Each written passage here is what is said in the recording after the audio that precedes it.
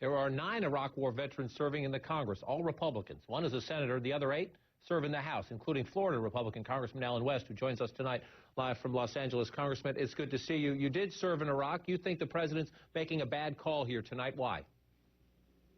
Well, I think that you have to be very circumspect about what is a near-term decision. Hopefully this is not a campaigner-in-chief decision, not a commander-in-chief decision.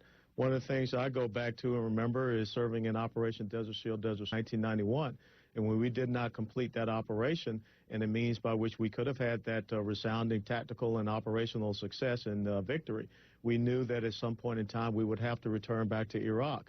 Now, we have to be concerned about the influence that Iran will continue to try to spread, seeking to be a regional hegemon across Iraq into Syria, and then, of course, to Lebanon, where they have Hezbollah. But then also, will they have some type of influence with Egypt and into Gaza also? So I think that we have to look at this long term and not be so celebratory in the short term. But as someone who wore the uniform, the president was unable to negotiate with the Iraqi government a status of force agreement that would give the men and women in the United States military immunity, that would have them, if they'd had any issues to deal with them in the U.S. military justice system, not an Iraqi court system that I'm pretty sure you would not trust right now.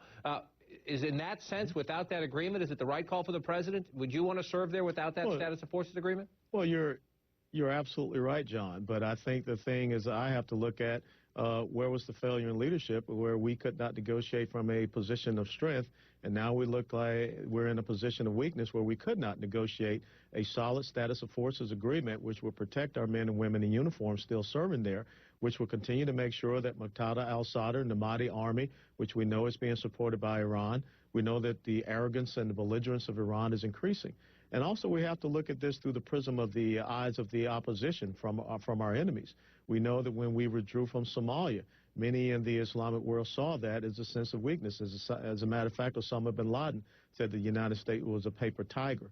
So again, you know, what is the perception that will be long-term from this withdrawal? Our men and women have fought bravely there, and in 2003 I was there as a commander, and I look forward to once again shaking the hands of those who have served there and have given their limbs. But I want to make sure that just the same in 91 to return 12 years later, we don't set our military up for going back into an even worse situation. You just heard Fareed Zakaria there. He was someone who was in favor of dealing with Saddam Hussein back many years ago, but he says the question now is, do the cost outweigh the benefits? Saddam Hussein was a tyrant. He was a thug. He was many horrible things, Congressman West, but you knew where he stood when it came to Iran. Do you worry now that this new leadership in Iraq that is there because of the U.S. military operation will turn out to be foe, not friend? Well, you do have to have that concern about where they will align themselves as far as their interests if you don't have any type of U.S. presence there that can be the honest broker. Look, I'll be the first to admit that we have gone about this nation-building occupation-style warfare in the wrong means. I think that we should have been more so focused on the enemy and conducting what I call more of strike operations. I think you see us getting to that here in the last 2 to 3 years. But I don't want to see us becoming so quick and so hasteful that now the next thing is we're going to set ourselves up for a tougher situation later on, because you still have an Iran that is seeking to expand its influence in that region. And also, I'm very concerned about the Kurdish people to the north, if they are going to see this once again as us abandoning them somewhat as they saw after Desert Shield, Desert Storm.